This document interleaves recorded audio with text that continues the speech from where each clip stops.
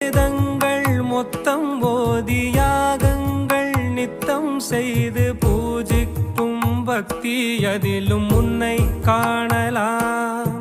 பசி என்று தன் முன் வந்து கையேந்தி கேட்கும் போது தன் உணவை தந்தால் கூட உன்னை காணலாம். உன்னை காண பல கோடி இங்கு வாரி இறைக்கிறார்கள். எளிதாக உன்னை சேர இங்கு யாரு நினைக்கிறார்கள். அலங்காரம் அதில் நீ இல்லை, அகங்கார மனதில் இல்லை.